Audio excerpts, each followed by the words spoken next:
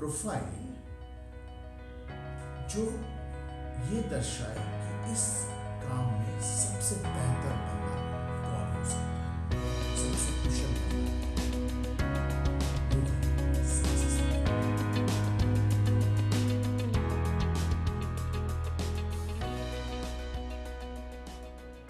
नमस्कार and welcome to this discussion on success profiling.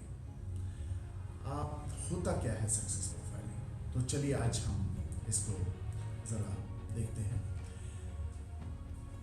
इसके बारे में एक बड़ा अच्छा किताब है द टैलेंट मैनिफेस्टो, और इस किताब में उन्होंने बताया है आरजे हेकमैन, जो कि वाइस चेयरमैन है कॉर्न फेरी इंटरनेशनल के, उन्होंने बताया है कैसे सक्सेस प्रोफाइलिंग एक कोर पार्ट है, यानी एक बेहद important piece of the puzzle है in your talent management function.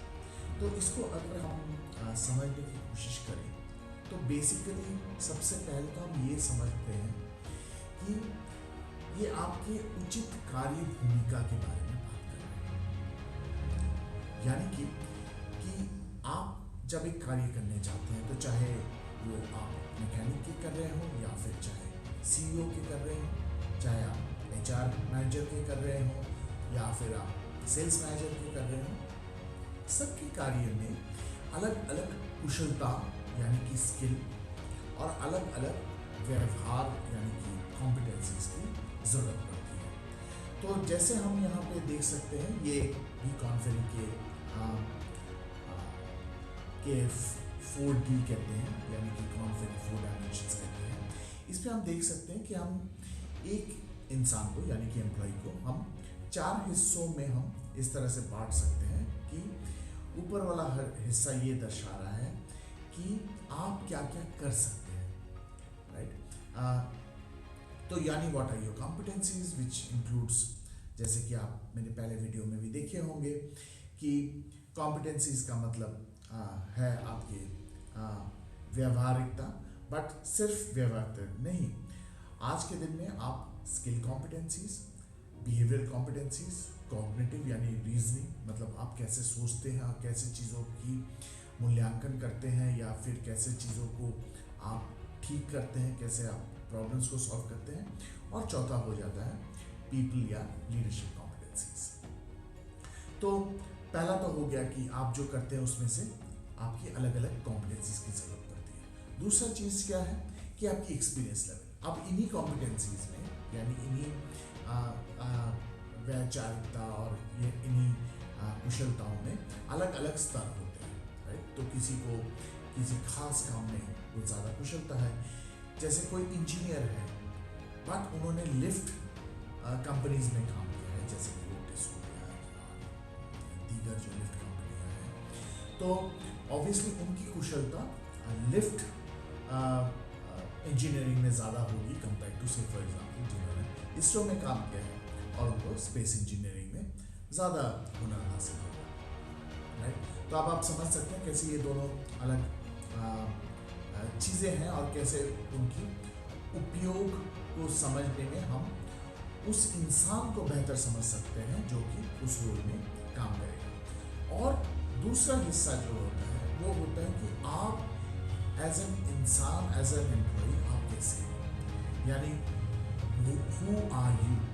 अब जब हम हु यू आर और हु आर यू समझने की कोशिश करें तो हमको यहाँ पे भी 2 चीज़ें समझ में आती है। एक कि आपकी जो पर्सनैलिटी ट्रेट है, यानी कि आपकी झुकाव किस तरफ है, आप कैसे सोचते हैं, आपको क्या क्या चीज़ें अच्छी लगती है, क्या क्या चीज़ें अच्छी नहीं लगती।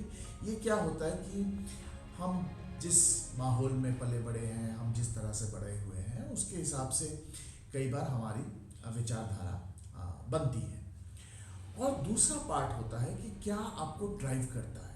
अब जैसे अगर मैं पुराने एग्जाम्पल पे चला जाऊँ, तो जैसे हमने इंजीनियर की बात करी, तो वही हो सकता है कि एक इंजीनियर हो सकता है जो लिफ्ट बनाता है और जिसे बड़ा शौक है अपना काम को और बेहतर करना, अपना नॉलेज को बढ़ाना। उसी तरह से कोई दूसरा इंजीनियर हो सकता है जिनका झुकाव अपना नॉलेज बेहतर से ज़्यादा काम झटपट खत्म करके अगले काम पे हाथ लगाना, राइट, या फिर कोई दूसरा चीज़ भी परस्यू करना, यानी कि जैसे उनका कोई हॉबी हो सकता है किताब पढ़ना या किताब लिखना या म्यूज़िक के वो शौकीन हो सकते हैं, तो वो चाहे कि अपनी काम में फटाफट निपट के मेरे म्यूज़िक लेसन्स को जो मैंने ज्वाइन किया है मैं उसको कंप्लीट करूँ, राइट, क्योंकि लोगों की लॉन्ग टर्म गोल्स तो थोड़ी अलग हो ही सकती है। तो इस तरह से आप देखते हो कि इसको कहते हैं ड्राइवर्स, यानी कि जो बेसिकली आपका मोटिवेशनल फैक्टर्स होते हैं, कि क्या आपको मोटिवेट करते हैं इस काम के लिए। तो इस तरह से अगर हम इंसान को अलग से समझें तो क्या होगा, एक स्वरूप निकलेगा, एक आकार निकलेगा, एक particular what we call as measurement benchmarks निकलेंगे ये चारों फैक्टर्स के लिए, राइट, कि आपकी कॉम्पिटेंसीज के लेवल्स क्या है, आपके एक्सपीरियंस का लेवल क्या है, आपके ट्रेड्स कौन से हैं और आपके ट्रेड्स को ड्राइव क्या क्या करता है, राइट। अब क्या हम हर एक नौकरी के लिए, हर एक जॉब रोल के लिए इसको हम प्रीडिफाइन कर सकते हैं? बिल्कुल कर सकते हैं, राइट, और इसी को हम कार्य भूमिका कहते हैं। जैसे अगर हम यहाँ पे देखें अभी कि कुछ जॉब्स होते हैं जो कि लो स्ट्रेस वाले होते हैं, जिसमें आपको ज़्यादा स्ट्रेस नहीं होती है, जैसे फार्मासिस्ट हो गया या डेटा साइंटिस्ट हो गया, और जिसमें तनख्वाह भी ठीक है। और उसी तरह से फिर कुछ जॉब्स होते हैं जो कि लो स्ट्रेस है बट फिर तनख्वाह भी कम है, जैसे मैकेनिक हो गया, जैसे दर्जी हो गया, जैसे कोई फल का विक्रेता हो गया, जैसे कोई छोटा दुकानदार हो गया। तो इनको क्या है कि कमाई भी कम है बट फिर स्ट्रेस भी कम है।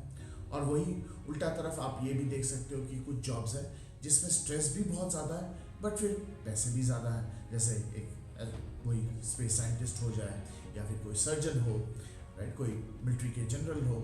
इनको क्या है कि इनकी स्ट्रेस ज़्यादा है पर पैसे भी ज़्यादा है। और ठीक उसी के उल्टा तरफ हम ये देखते हैं कि कुछ जॉब्स भी हैं जहाँ पे स्ट्रेस बहुत ज़्यादा है लेकिन पैसे ज़्यादा नहीं है, राइट।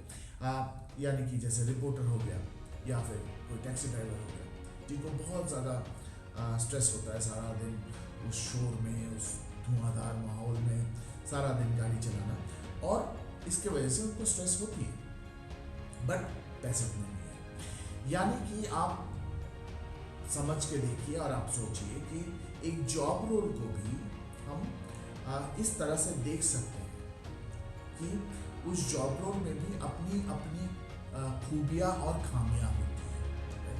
तो अब अगर हम सही बंदे को सही जॉब रोल पे बिठाएं तो क्या हमें सबसे अच्छा काम मिल सकता है? बिल्कुल मिल सकता है।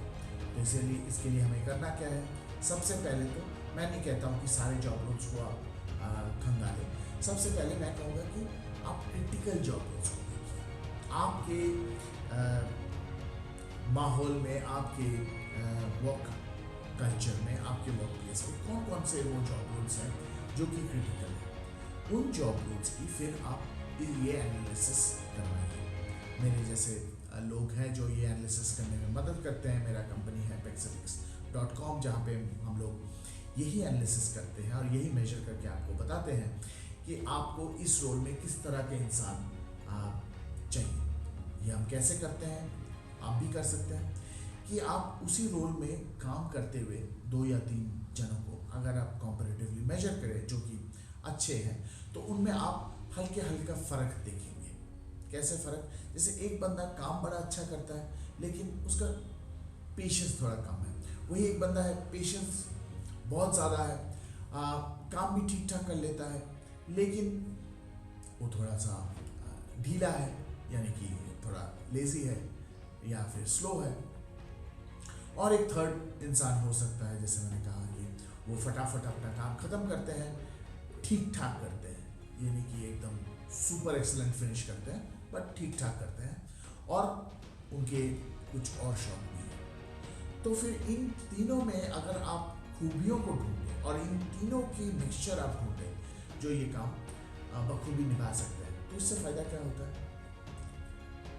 मैं 3 फ़ायदे इसके गिना देता हूँ।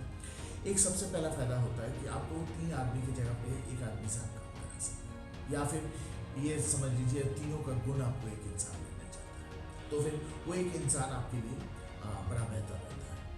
पहली बात यानी कि आपका you have a low cost advantage. Second thing क्या होता है कि ऐसे इंसान, क्योंकि वो और भी थोड़े काम कर सकते हैं, यानी कि ये इनोवेटिव भी हो सकता है। तो ना ही खाली लो कॉस्ट होता है, ये इनोवेटिव भी हो सकता है, यानी कि ये काम को थोड़ा समझ के और बेहतर तरीके से कर सकते हैं और बेहतर रिजल्ट्स आपको दिला सकते हैं। And what the third piece of the puzzle, तीसरा पीस ऑफ द पजल ये है, जैसे अगर आप अपने पूरे वर्क फोर्स को मैपिंग कराते हैं और ये समझते हैं कि हर एक जॉब रोल में सक्सेस प्रोफाइल कैसे दिखता है, तो आगे से आप वैसे ही सक्सेस प्रोफाइल वाले बंदे को ढूंढ सकते हैं जो कि बिल्कुल करीब करीब सा हो। मैं ये नहीं कह रहा हूँ कि हमेशा आपको वो परफेक्ट बंदा ढूंढना है, क्योंकि हम परफेक्शन तो खैर होती नहीं है, बट हम जितना क्लोज आ सकते हैं टू द सक्सेस प्रोफाइल उतना हमारे लिए बेहतरी है, क्योंकि हमारी जो फाइनली जो बिजनेस स्ट्रेटेजी है, फाइनली जो गोल है ऑर्गेनाइजेशन का, उसको पूरा करना ज़रूरी है। और इसी बात को एचआर कई बार भूल जाते हैं, वो सिर्फ हायरिंग पे फोकस करते हैं या फिर वो सिर्फ काम ख़त्म करने पे फोकस करते हैं। काम ख़त्म करने के साथ साथ हायरिंग प्रोसेस को कंप्लीट करने के साथ साथ आपको अलाइनमेंट की भी सोचनी चाहिए कि मैं ये जो बंदे को हायर कर रहा हूँ ये कितना अलाइंड है to the overall organisation and particular to the job profile. इसको हम जैसे करेंगे, जैसे हम कार्यभूमि का में उस इंसान की कितना ज़्यादा मेल जोल है, कितना ज़्यादा वो उसमें फिट करते हैं to the ideal success profile that we have created, तो हमारी टैलेंट मैनेजमेंट की दुविधा, हमारे टैलेंट मैनेजमेंट की ज़रूरत, हमारे टैलेंट मैनेजमेंट की मेहनत काफ़ी कम हो जाएगी। आई होप आपको समझ आए। आपको अगर कोई सवाल है इस बारे में तो प्लीज़ कमेंट्स में लिख के पूछिए, अपने दोस्तों और अपने स्टूडेंट्स के साथ भी शेयर कीजिए। मैं खुद पढ़ाता भी हूँ at the management level on HR topics, और मैं उनको भी ये सब चीज़ें बताता हूँ। एंड आई होप कि आने वाला जो हमारी नस्ल है वो इन चीज़ों को और बेहतर समझेंगे। आई होप आपको समझ में आ रहा है कि विदेशी कंपनियां क्यों इतनी सक्सेसफुल हैं, क्योंकि वो ये चीज़ों को फॉलो करते हैं अपने काम में। वो सिर्फ ये नहीं देखते हैं कि चलो ये मिल गया, इसको रख लेते हैं और काम चालू कर देते हैं। उससे दिक्कत ये होता है कि आपने अभी तो रख लिया, बट उसके बाद फिर आपको बहुत ज़्यादा मेहनत करनी पड़ती है या फिर आपको बहुत ज़्यादा खर्च करना पड़ता है इस काम के लिए कि उस बंदे को उस सक्सेस प्रोफाइल के अनुसार कैसे ढालें, कैसे उसे फिट करें। कोई काम छोटा या बड़ा नहीं होता। एक ऑर्गेनाइजेशन गोल को सक्सेस करने में एक लिफ्टमैन का किरदार भी उतना ही इम्पोर्टेंट है। ये आप कैसे समझ सकते हैं? कोई भी आप क्राइम थ्रिलर देख लीजिए, कोई भी आप एक्शन मूवी देख लीजिए, उसमें हर एक चीज़ की, हर एक सेकंड की अहमियत है, और उन सेकंडों में जो काम किया गया वो ना किया गया होता, अगर थोड़ा सा देर में किया गया होता तो पूरा पासा पलट सकता था, जैसे कि हमारे साथ चंद्रयान 2 में हुआ। अब जाके चंद्रयान 3 में हमको सक्सेस देखने को मिल रहा है, बट इसमें भी हमें कुछ ना कुछ छोटी मोटी दिक्कतें का सामना है। तो इसी से हमको पता चलता है कि अगर आप उस परफेक्शन को या फिर आप थोड़े से प्रैक्टिस को बेहतर करेंगे, जैसे यूरोपियन कंपनियां, अमेरिकन कंपनियां करती हैं, तो आपके लिए ही बेहतरी होगी और आप अपने ऑर्गेनाइजेशन को एक ग्लोबल ऑर्गेनाइजेशन के तौर पे आप पेश कर सकते हैं।